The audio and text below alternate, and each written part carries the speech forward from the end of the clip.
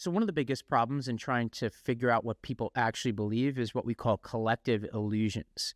And what this term describes is just the sense that when you answer a pollster's call or you are participating in a study, sometimes you're performing. You tell the pollster or the person conducting the study what it is you think they want to hear as opposed to what you actually believe.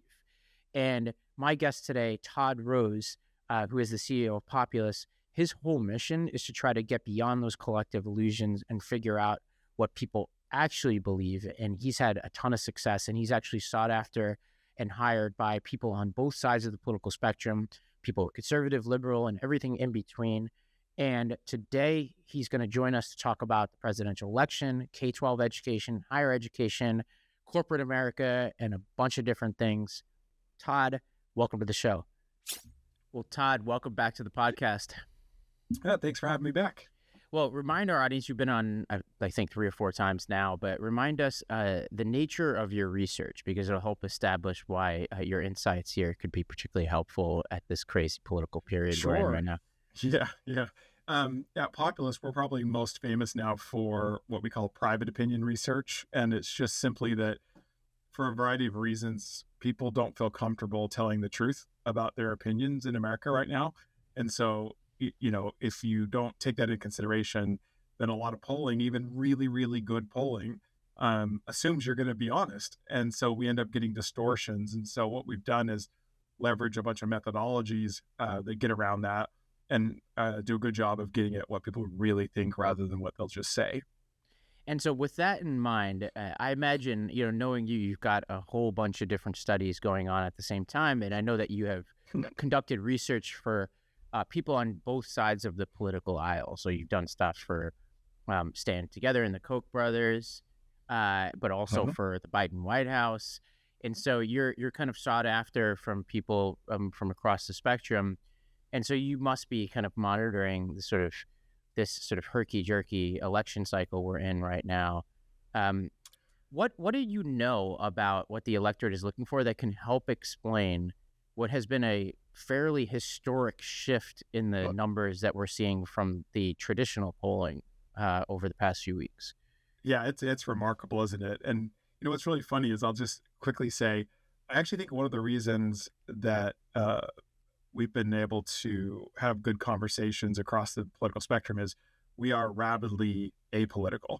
I'm a registered independent, probably a classical liberal at the end of the day, but look, anyone that wants to truly help advance the country, I'm willing to engage with. And it's also a part, as we'll talk, when you get under the hood, into private opinion, it's pretty shocking how much common ground we have as Americans. So it gives me a lot of hope. But to the election, obviously what we focus on a lot is less about sort of horse race kinds of stuff and more about culture and personal aspirations, collective aspirations, things like that. But what I see going on, and first of all, I'll acknowledge this shift has been unbelievable, right? Like kudos to whoever's behind the Democrat campaign. That has been remarkable. But I'll tell you what I think's going on here is we've been tracking people's attitudes about the election, about their lives, about the country, and up until March, April, something really shifted where they're just really fed up with only being about what you're against. And everything was framed on both sides. It's the end of democracy. It's, the country's going to hell. And, and it's just, everybody's calling each other names. Everybody's doom and gloom. And it's they just want a little bit of joy. They want someone to point to the future. Consistently, we find when we ask people in private, while they acknowledge mistakes of the past, the vast majority of Americans now say they want to be focused on building a future. And up until recently, you haven't heard that building frame from anybody who wants to lead us. And I think you're seeing a little bit of that saying, okay, great. Someone's finally talking about the future. It's definitely framed in a more joyous tone, less acrimonious, that kind of thing. Lastly, I'll just say the thing that won't be surprising to you at all is that the thing that everybody had in common a few months ago was they were like, none of the above. Is none of the above of these two candidates an option? You know, they're just too old. Can we have something else? And so I think what you're seeing is Kamala Harris also benefiting from a new contrast. She's relatively young compared to Trump, and that kind of thing. So it's like got a lot of buzz. I also think it's hopefully showing that the fever's breaking in America in terms of less acrimony, more let's get to building something better. And, she's, been facing pressure to release policy. And I think either yesterday or today, she's releasing part of her economic policy. I'm doing a whole separate thing about how little policy actually matters in elections. It's really just an opportunity to communicate your values and your story, and in some senses, your priorities. But with that said, based on the studies that you've done, what are certain sort of areas that you think have been unclaimed from a policy perspective? Like another way of putting it is like, what are some counterintuitive policies or ways of looking at issues that you think would be rewarded by either candidate if they decided to have something to say about them?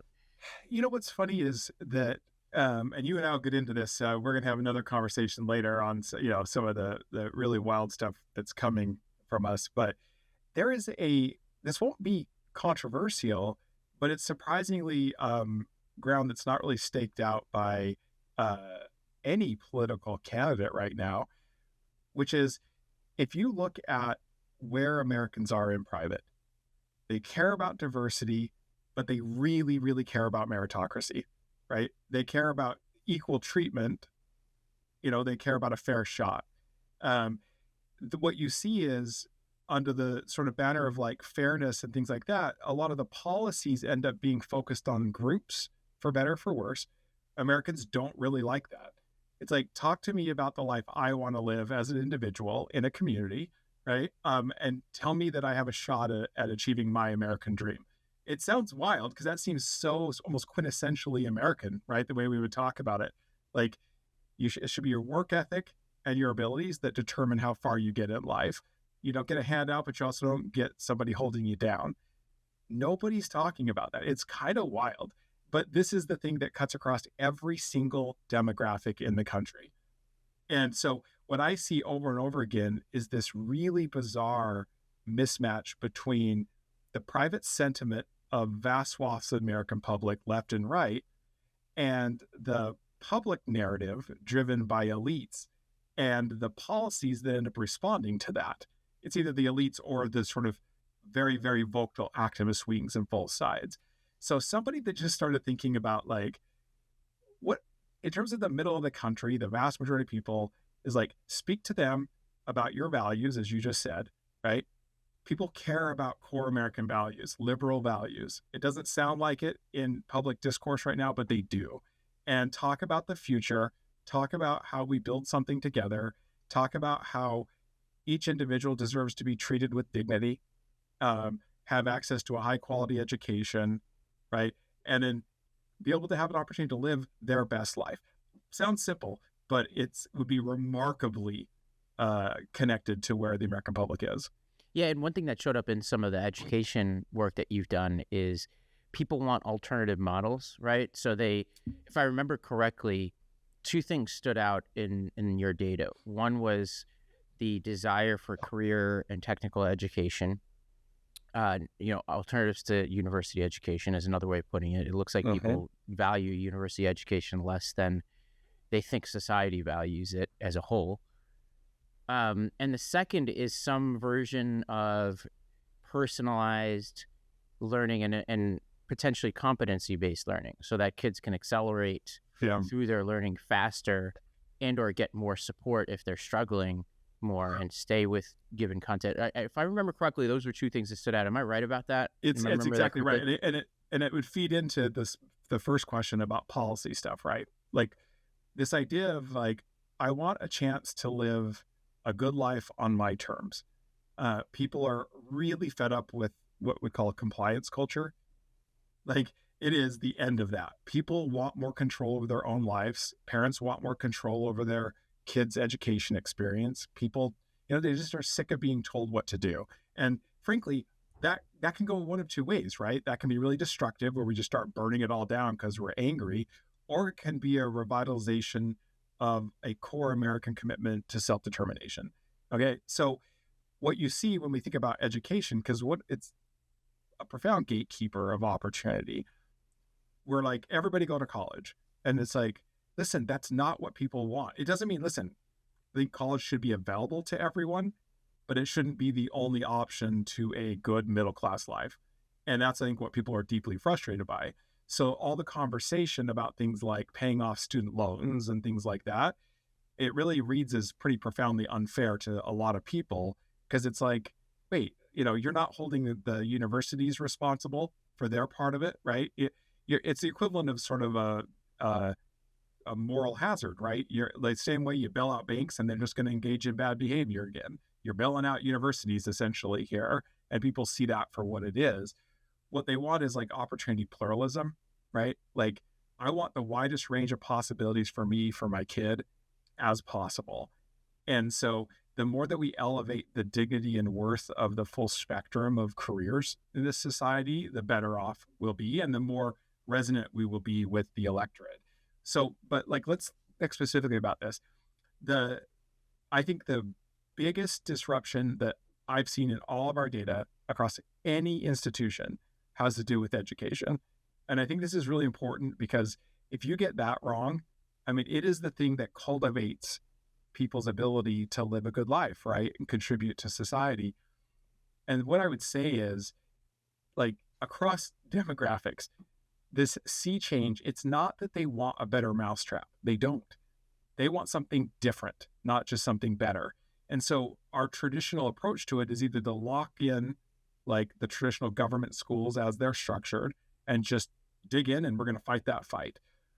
Or it's like, cool, we'll give you charter schools and we'll show you they do better on standardized tests, get more kids into college. And it's just, we're talking past parents and the general public. It's really remarkable. I'm going to steal something that from the stuff that's coming. I'm not supposed to, but I'm going to tell you this because it's relevant. In private, for the first time that we've seen in any studies, a vast majority, like 80% of virtually every single demographic subgroup in the country now supports school choice in public education. That's kind of wild. Like, that is wild. It's like, and so the thing is the traditional debates politically have been, on the left, it's like, let's give all the benefit of the doubt. Well, let's give everybody the benefit of the doubt. It's like, no, listen, this thing we did with government-funded education for the masses is really one of the greatest achievements in the country's history. It's pretty remarkable what we did to mass educate. And so anything that chips away at that as it's structured in their mind would be like, someone's trying to destroy public education. And other folks are like, look, this thing doesn't work, right? By almost any measure, it's not performing very well. And it's now at odds with what the purpose is that people want. It just doesn't deliver that. So, efforts to try to help revitalize that, to transform it, from the people that care about that kind of stuff, including like homeschool people, it's not that they want to end public education. They just want a more expansive definition of what constitutes public education. And I think, because I say this because for me, I care deeply about public education. I benefited from it, right? The last thing I would want is to go back to a time when wealthy people get really good education and the rest of us don't. Right. I think, like, the way I think about it is in its best form. I mean, this is going to seem like I'm downplaying it, but that the public education trajectory is a little like public housing in Section 8, where the vouchers in ESA world becomes a version of Section 8, where, and I say this knowing that Section 8 has not been perfect and great. But the difference would be, what if Section 8 actually were broadened out to the general public? It wasn't just people under stress. What would the housing market look like in that scenario? That's a little bit like, and add, with education, there's less scarcity. There's only so many roofs that can go over somebody's head. And so if there's only so many roofs that can go over somebody's head, then there's an inflationary aspect. So if you gave everybody vouchers, it would just increase the price of everything. Now, all of that said, there's like within this presidential debate, if we want to even call it that, something happened over the course of the past few weeks that I thought was so important and almost nobody talked about it, which was Kamala Harris had a choice between Josh Shapiro and Tim Walz, two guys who I have a lot of respect for. Yeah. And I told our audience this, but I was so confident it was going to be Shapiro that I spent the Monday before doing a whole explainer video about everything about his background. I know. And what stood out to me was not just the Israel-Palestine stuff, which I understand why the Harris campaign didn't want that particular fight, because it didn't have to do with his policy positions. It had to do with how specific and pointed he was. And I don't necessarily disagree with a lot of what he said. I just think that, like, if I'm the Harris campaign, I'm like, maybe I don't want that fight. But the other fight that they ducked was Josh Shapiro's support of vouchers and ESAs. And I'm wondering, and for our audience, like, you know, we'll put in the show notes, we've done so much on the education savings accounts vouchers, we don't need to go through the differences today about what those are. But he is as far in this direction as any Democrat I'm aware of, you know, maybe Pritzker in Illinois, but I think Shapiro is even further out than him in terms of governors.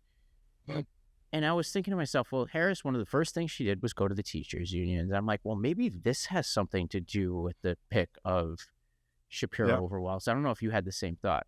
Yeah. So I was right with you. To me, first of all, I think just to put cards on the table, I think Shapiro is going to be president someday. So maybe it was probably good for him too, just to wait it out a little bit.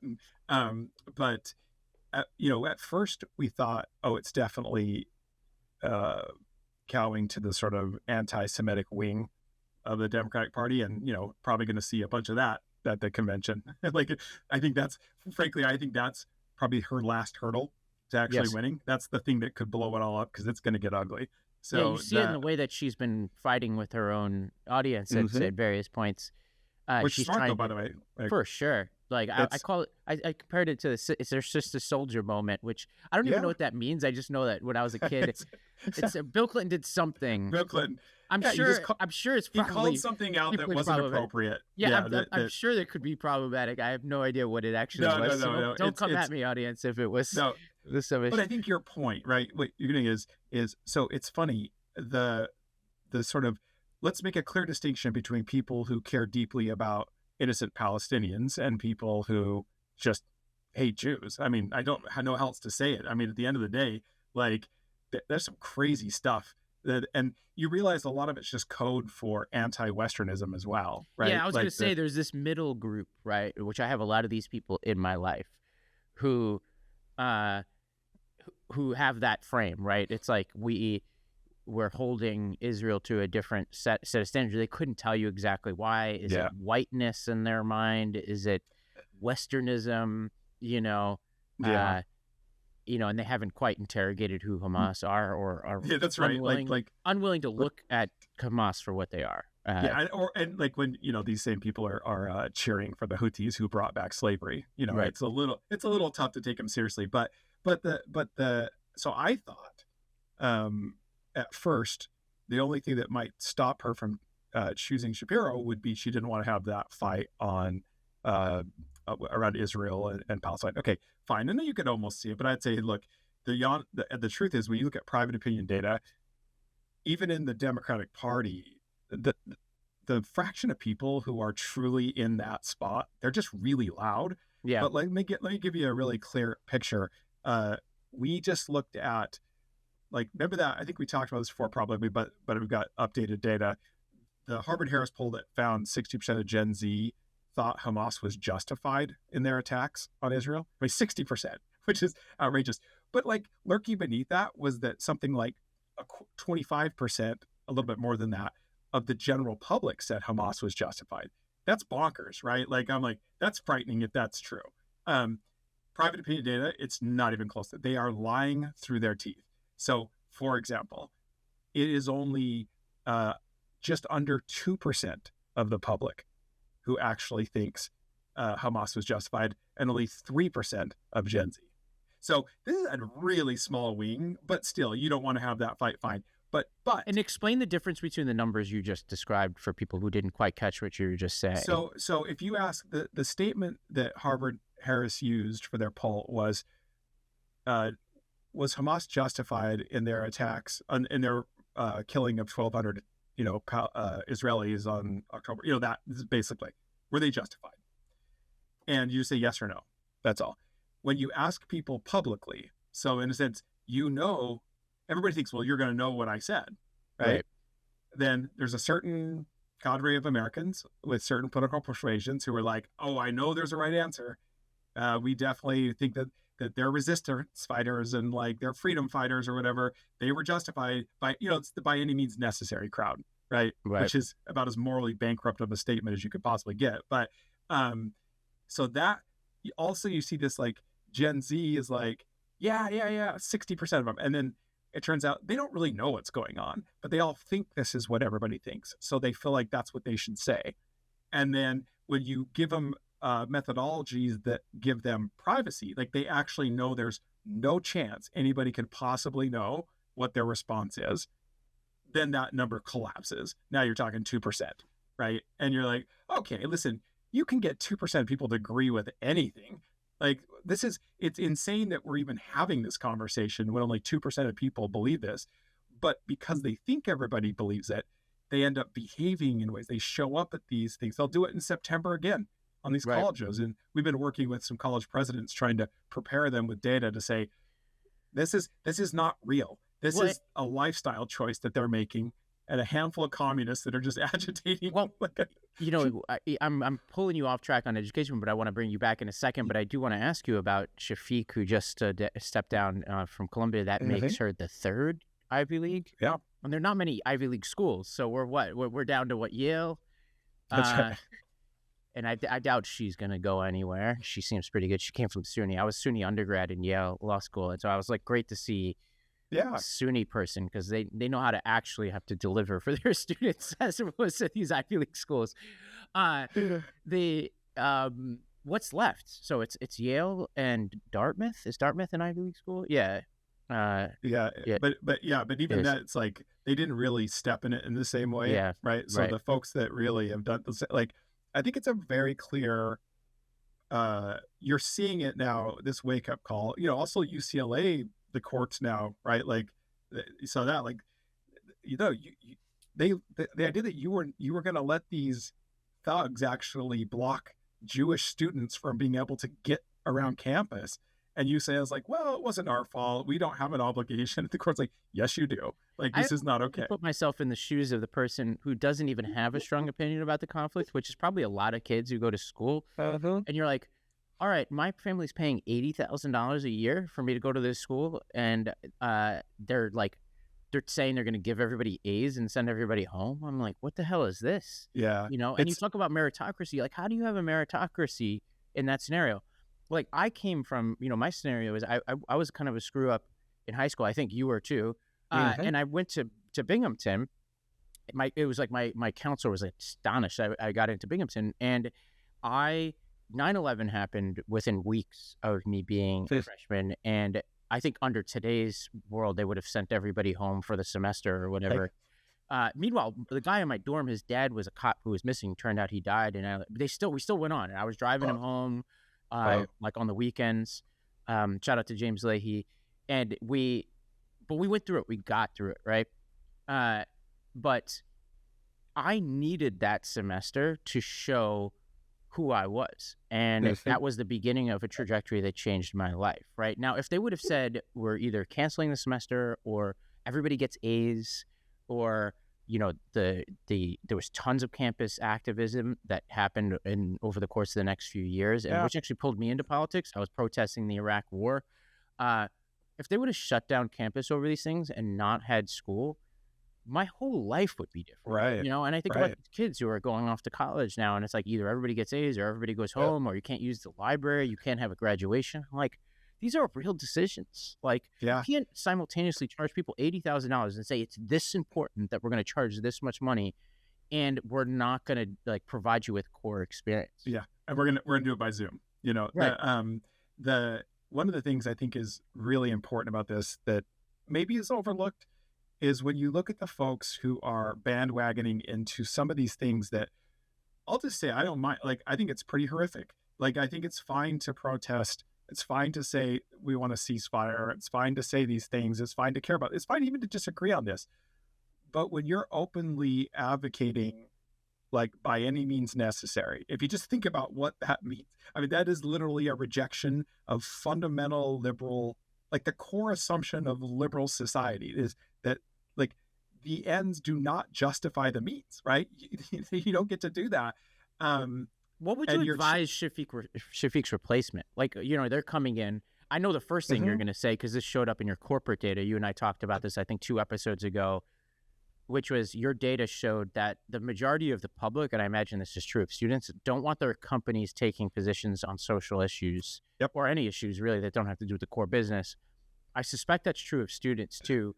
So I suspect that'll be your first piece of advice, which is establish a policy now before the next thing comes out. You're not taking issues on issues outside of what the school's core. Follow the University of Chicago a long time ago, right? It is like studied neutrality. It is not because we don't care. It's because our purpose as an institution is to facilitate the free exchange of ideas, right? And that means for sure that we're going to entertain ideas that make us uncomfortable.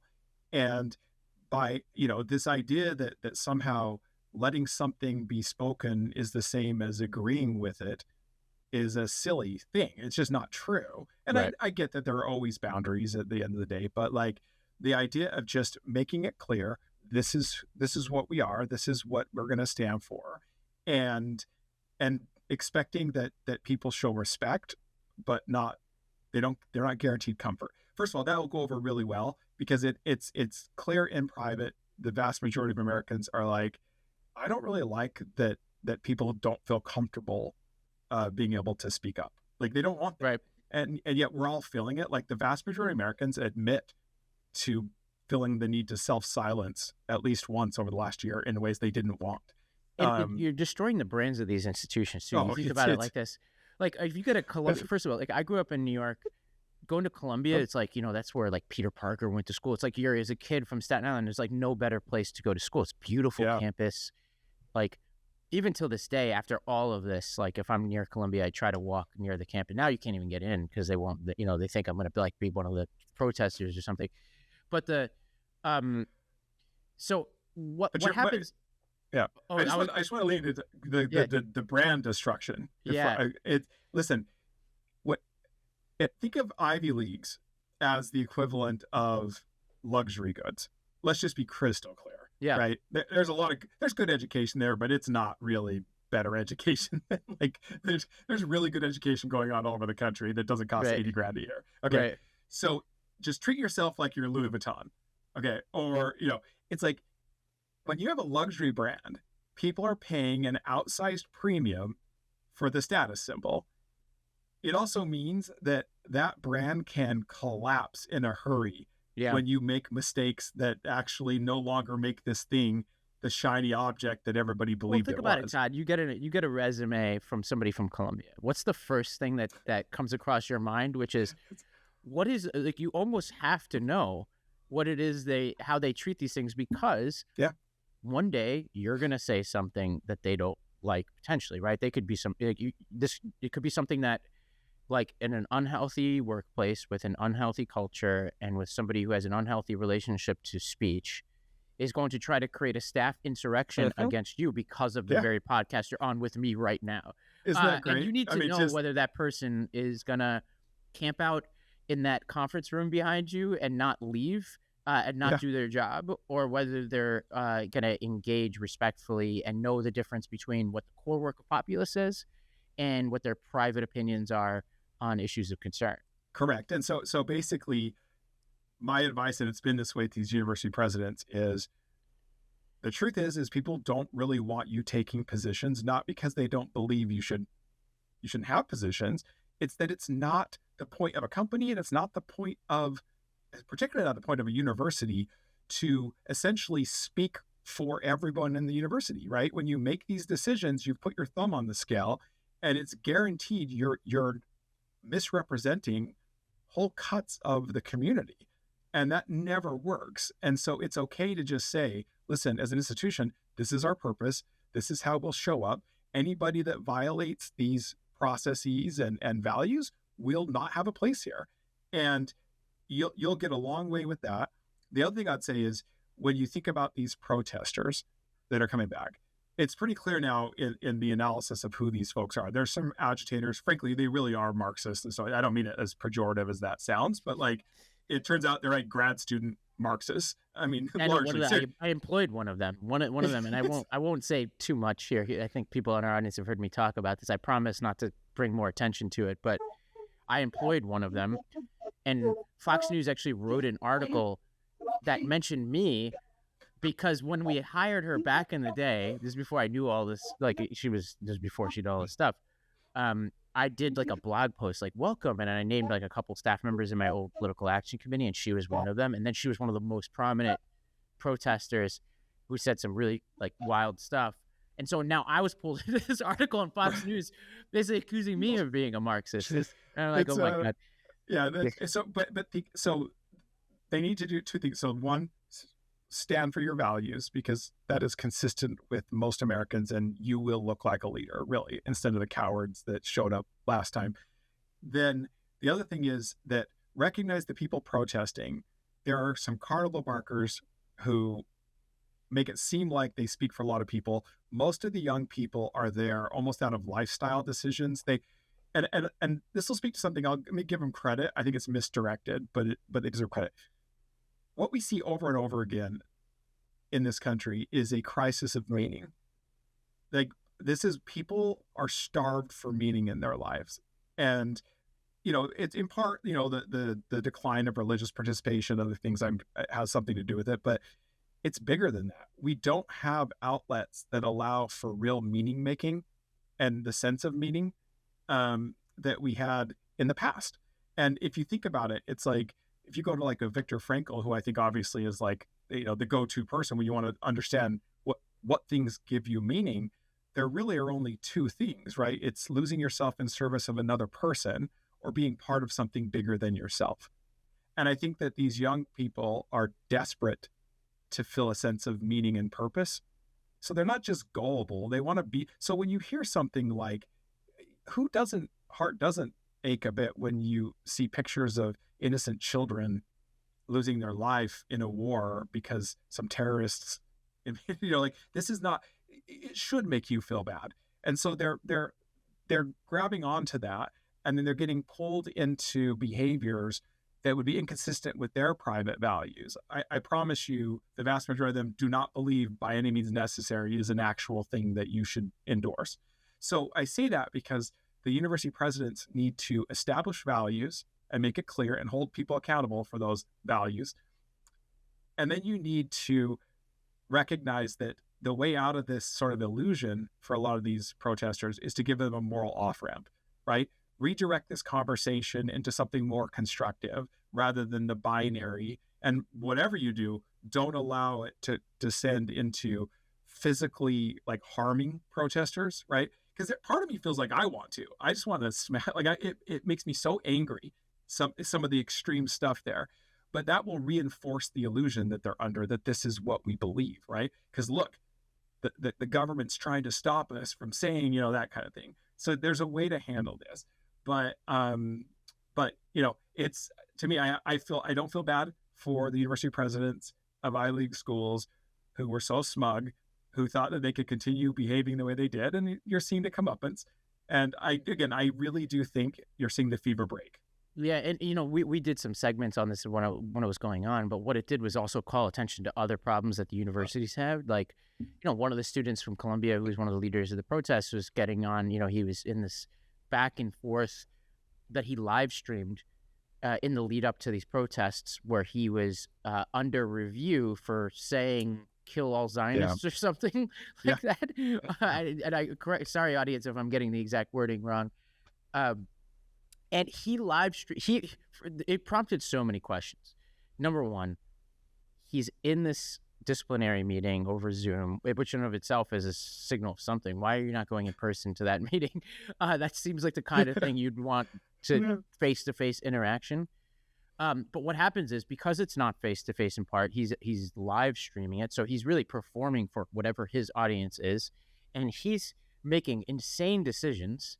Yeah. And I'm a former school principal, so half of my brain, even as asinine as this kid is being, I'm always thinking about, all right, well, what's the structure of this situation that's Yeah. producing the worst in this person?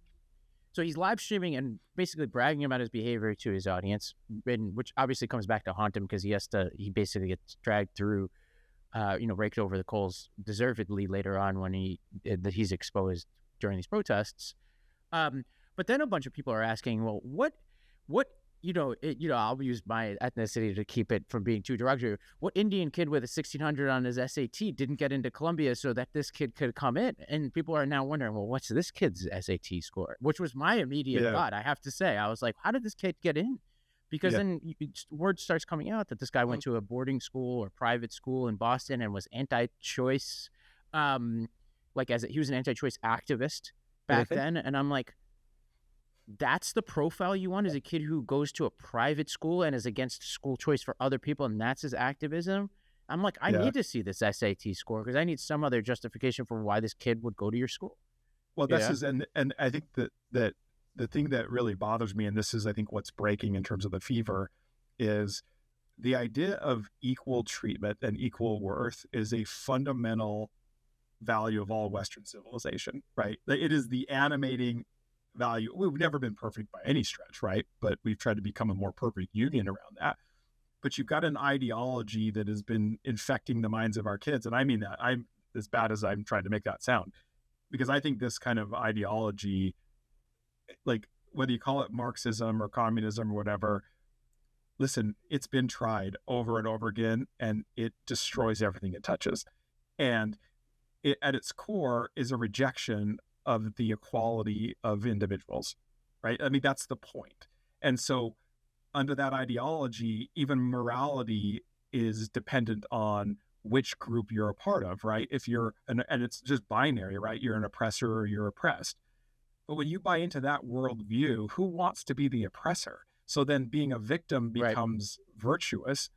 And it's just, but then they believe it, right? So if you buy into that ideology, then a statement like it's perfectly fine to kill all Zionists because, is what he didn't say, because they're oppressors, right? Because they're colonists, because they're but the point is, a return back to these fundamentals. And by the way, again, you'll win almost everybody in the country. We're like, listen, no, we can still address inequalities, but we will do it through a commitment to equality of treatment and equality of opportunity, not equality of outcomes. And we don't treat people as avatars of their group. We treat them as distinct individuals with dignity and worth. And, with that said, bringing it back to the election, with Kamala Harris, one of the early things the Trump campaign did, sloppily, is try to peg Kamala Harris as the DEI candidate.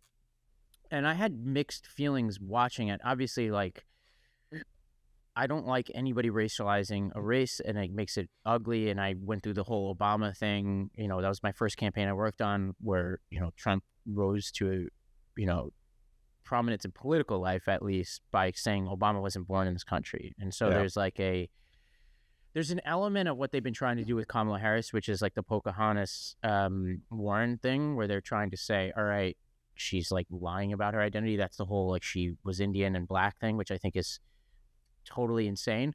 Yeah. The DEI thing, there was part of me that made me nervous as somebody who I vote Democratic and I'm rooting for Harris. And I was looking at it and I'm like, okay, this actually could be a problem because of the nature of how Harris was sold to the American public under Biden. I was like, this is actually a real threat to her. I think she has diffused it in part because she has not leaned into that since. And I think I think the American public can have two thoughts. One is, I can have certain thoughts about the way Biden went about the process of selecting her, but I think in some ways, some people are holding her harmless for that and taking a fresh look at her. I was wondering what you think, because I know that you have a good lens for this. We've been doing a lot of research on this exact topic in private opinion. And it's basically, to your point, holding her harmless for this, which is, people are actually pretty frustrated with, it's like the American public cares a lot about diversity. genuinely in private. They think it's valuable. They want more. They're just fed up with the ways in which we've tried to promote it, which has been more about unequal treatment of groups and, making up for past wrongs, and whatever your position on that, it is not how the American public thinks about these things. And they're feeling pretty deeply resentful of that sort of zero-sum way of playing the game of diversity.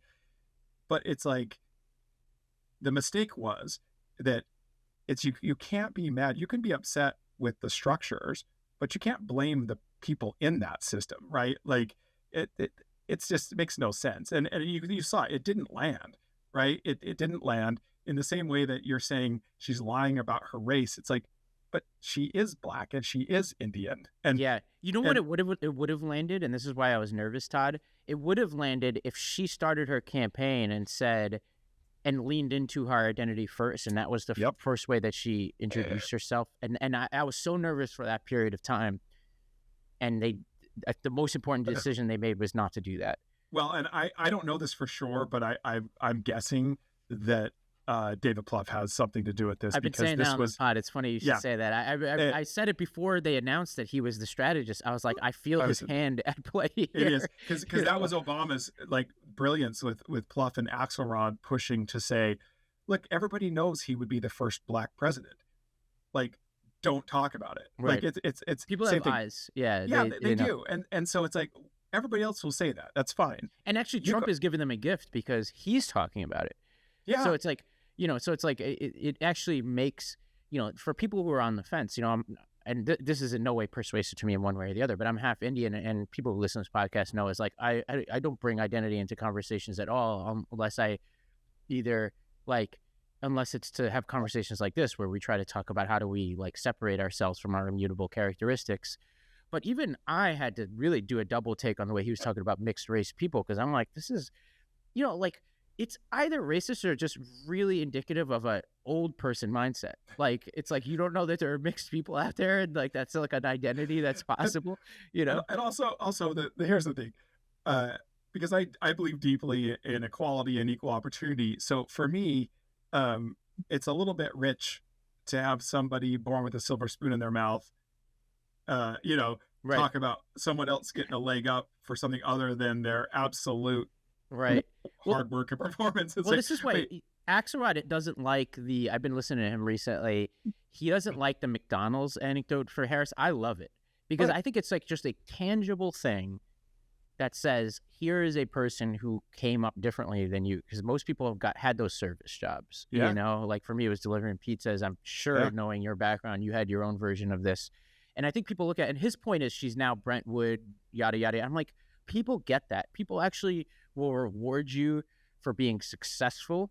And they particularly like it if you are successful now and you weren't in the beginning. And I think the average American actually doesn't remember, have any sense of what Trump was as a child, because they only know him. For me, I think we're roughly the same age. Trump was always even the lyrics to rap music in the 90s is referencing, when you think of a rich person, you think of Donald Trump. There is no before rich person Donald Trump in that's their right. minds. You're hitting on something really important, which is, what people care about. It's they care about merit. They want merit and success. And then they care a lot about distance traveled. As my friend Mike Milken, I want to give him credit. He's the one that it's success adjusted for distance traveled. So we like people who succeed, but we really like people who started from less, right? And so, which is what Vance should, if Vance were if he had his head screwed on correctly on this, that would be what people think of him like. And I'm sure there's a segment of people who do, but he has I said this yesterday. He has a talent for taking things that should be uncontroversial and saying them in the most controversial way possible. Can you believe this? I'm starting to think he must have had a ghostwriter for his book, because I'm like, dude, how did you manage to piss off all of Taylor Swift's fans and every woman? It's like, well, did you see what he said yesterday? He said he was on a podcast where this guy said, and I thought it was Vance at first, but it actually turns out it was some guy saying it, and Vance basically agreed with him on the pod, where they said that the guy on the pod was like, they're talking about Vance's grandparents watching their kids, which is a totally uncontroversial point to be like, oh, isn't that awesome that your grandparents watch your kids? And the guy who was interviewing him goes, like, that's the whole purpose of postmenopausal women. And I'm like, and Vance agrees with him. I'm like, postmenopausal, that's the purpose of postmenopausal women? Well, how could you, is there a creepier way to say that, Todd? Because I couldn't come up with it. Like, this is, it has blown my mind. I would have imagined, like you're saying, J.D. Vance has that rags to riches story that could have been relatable, was relatable, made him a lot of money in a book, right? And yet somehow it's like he makes Trump seem like, okay, well, maybe Trump's not that bad, right? Like, maybe I was Trump's thinking not that this. creepy. I was thinking this because, like, I've long believed that if Trump dropped out, Democrats would be in trouble. I think we're now in the weird scenario, the one scenario where that isn't true, which is like, if he's at the top of the ticket, I think they're in bigger trouble. With the limited time I have you here, let me bring it back to education, because I wanted to finish this thought on the Shapiro versus Walz comparison and use that as an opportunity to talk about some of the things that you've been seeing, which, the point on the Walz-Shapiro thing is also what Walz said when he was picked. Like, this is not a guy who is an empty vessel on education. Although his view on education is not mine, there is some overlap in the sense that here's a guy who, I was an educator. He was an educator way longer than I was. He was a football coach. He's somebody who, at a base level, understands children, understands what makes a school work, understands the importance of education. And what I think is interesting about him is, even as somebody who, like, he probably hates charters. I'm not exactly sure what his position is on that. He, all the sort of unbundling of education and stuff that I know you've been doing a lot of work on, he explicitly hates all that kind of stuff.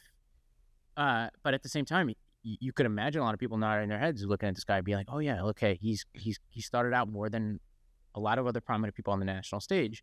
And where I think is really interesting about him is, like you, I talk to a lot of sort of right-leaning audiences, especially on education. And a few months ago, I was in a meeting in DC with a bunch of sort of players in the ESA world, the education savings account world, mostly right-wing organizations. And I said to them, look, I think there's going to be a lot of awesome stuff coming from ESAs, a lot of great school models, but you're now the dog who caught the car.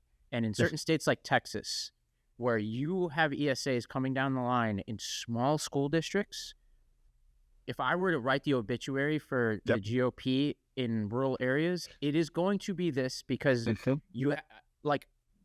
not sure you've thought through what the implications of putting ESAs into districts that can't lose any students are. And Walz senses this more than anybody I've seen in politics, and he is the only Democrat on the national stage I've heard talking about this. Yeah. Oh, listen, I think it's exactly right. I mean, the dog that caught the car it's almost like this weird, okay, so I always think of it like this.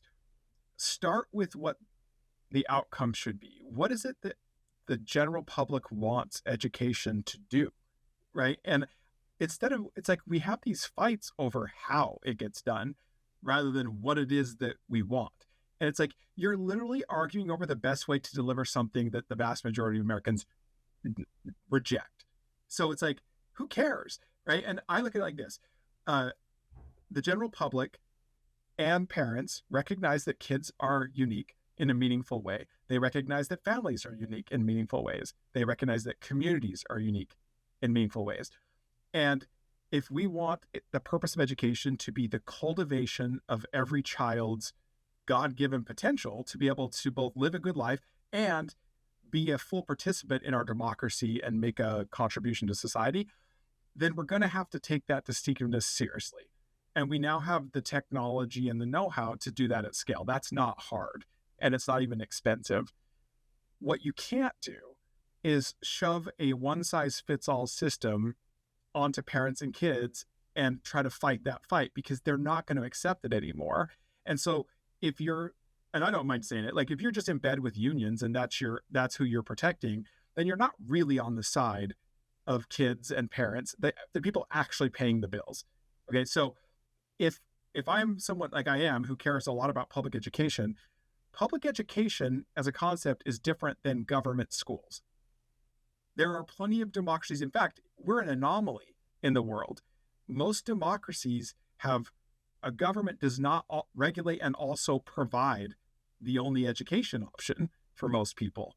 Yeah, it's You know like what I mean? you think about healthcare, for example, right? Like if you said to somebody the only way that you can use Medicaid is at a government hospital, that would be a regressive position. You would think Right. that was a right-wing position, It right? makes But no for sense, some right? reason in Like education, we think that's the only way that it gets it's delivered. really bizarre, and there's no real reason for it.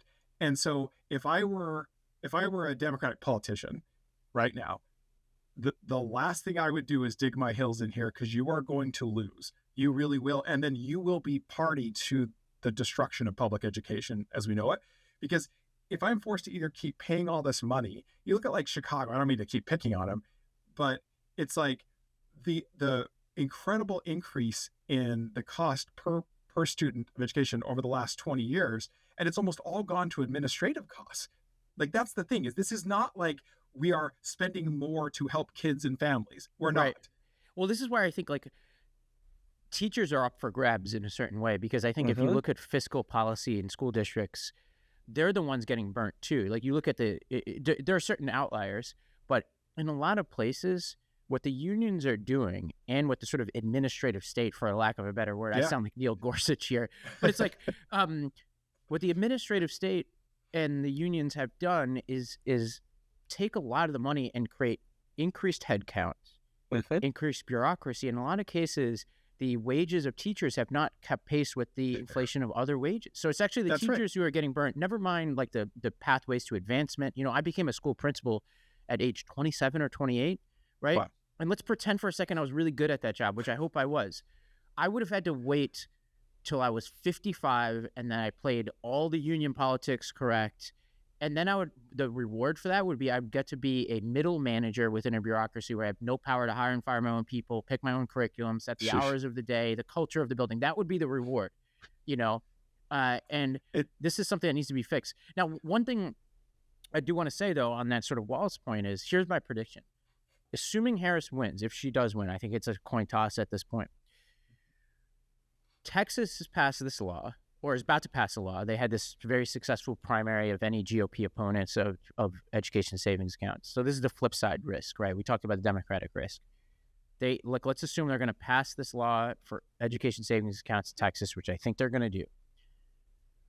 You could not design in a laboratory a more effective messenger against what's about to happen than a football coach who was a school teacher who comes from Nebraska.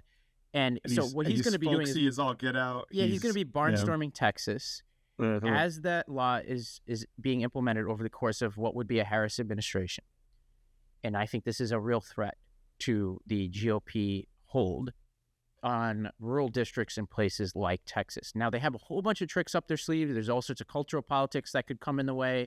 There's also like all these weird democracy impediments with gerrymandering and all these other rules that they're trying to pass. Like you need to get like a majority of counties or something to get statewide office. All of these things are going to be obstacles. But culturally, like when you marry the culture, which is a football coach like Walls, with the policy that's really affecting people in the sense of like fiscal policy of school districts, you throw in Texas football, I don't know. I think that's going to be a really gnarly debate. But that's the thing, is that if I were on the right, like I actually think the ESA stuff was not the thing that I would have led with. I think that, like, first of all, there's not enough supply to really yes, and so you'll end up like, oh, we tried that, it doesn't work. I would have done things like push for within district choice to start, right?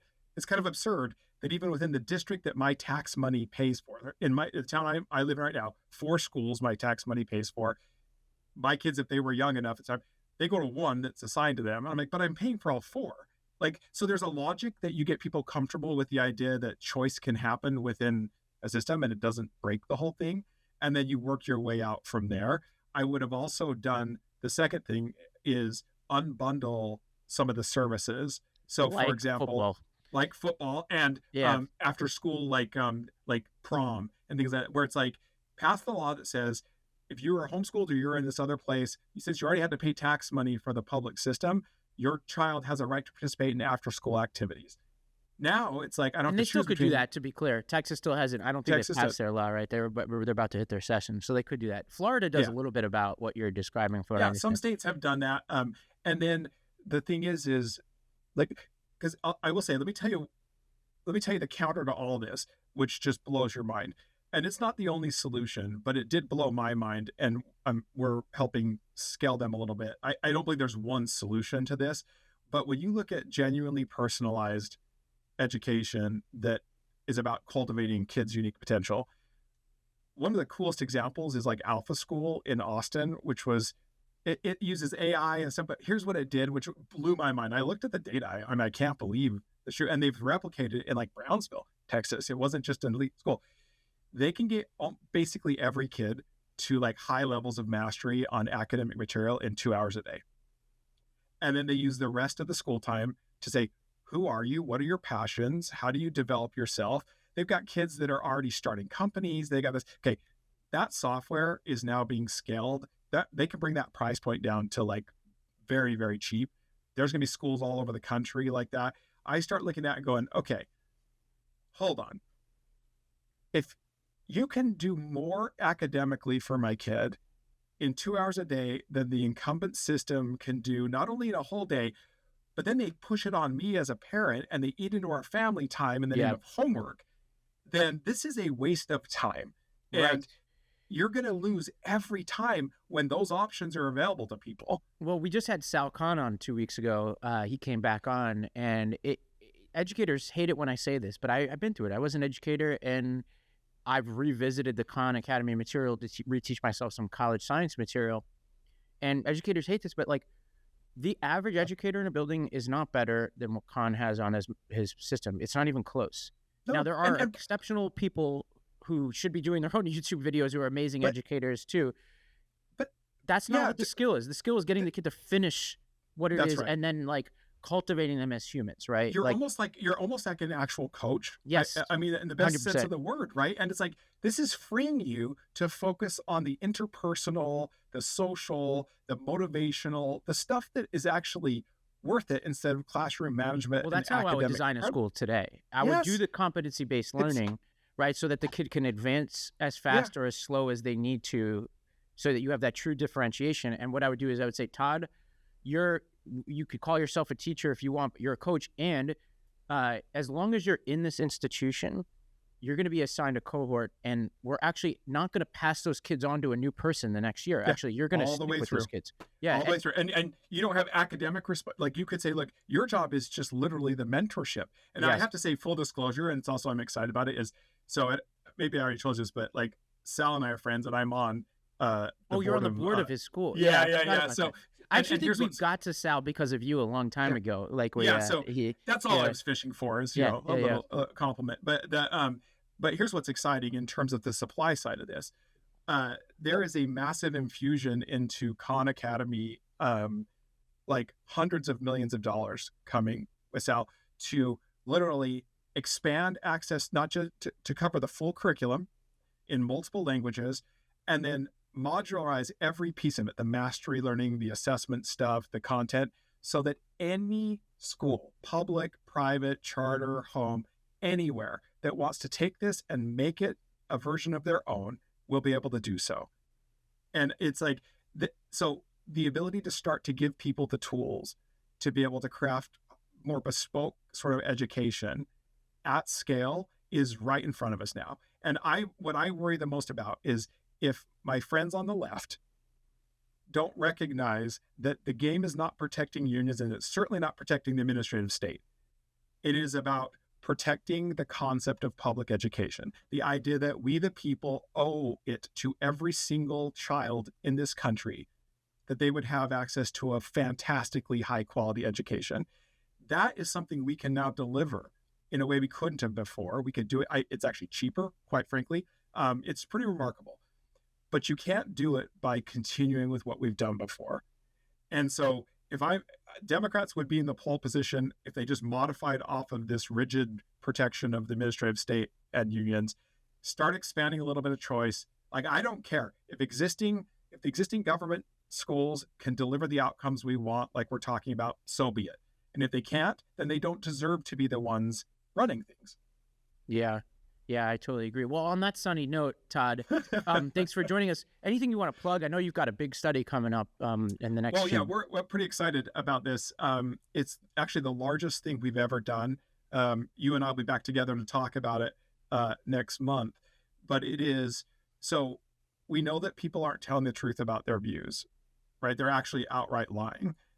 So we did a version of this, a small one, 2 years ago to test the methodologies. But we are coming out. It's called the Social Pressure Index, and it both quantifies the amount of social pressure that's in our culture at any given time. Because how do you know? I know I don't feel comfortable speaking up. I don't know whether you do, right? Yeah, So mostly it's no. good for Yeah. us to know. And then we actually looked at 65 of the most sensitive issues in politics and society today, and use this sort of truth serum approach that we can get like public opinion on them and then their private views. And I'm really proud of this. It was just wildly expensive, but this is, we filtered this study through YouGov, and we had over 19,000 people in the study, which is just massive for a poll. But we did it so that we could oversample every racial, like, because it drives me crazy when you do these things. You're like, oh, look, white people think this. And you're like, yeah, they're the majority. And then you make claims about minority groups where Right. you have very small samples. You know what I mean? Well, this is why I'm excited about the school choice claim that you just made, because that's a problem of all school choice polling. Is like there's been this constant debate about whether African-American families, for example, support charter schools, right? Like, and this is a claim that's been made so many different times, one way or the other, that they do or they don't, or do or they don't support vouchers and all that. So like getting larger sample sizes. And that's it. So we overinvested in this, over 19,000 people in the study. It covers everything. I mean, you name the issue. So it's both, it'll be fun to talk about. You'll see a lot about it in the media. It's just wild. I'll just preview this, which is when we come back to talk, I will say there'll be some shocking things, but under the hood of it all will be a deep comfort in terms of we're still Americans and we still, by and large, believe pretty fundamentally similar things when it's all said and done. We just don't realize that we all agree like we do. So I'm excited to come back and talk about those things. Well, thank you so much for being with us, Todd. Thank you.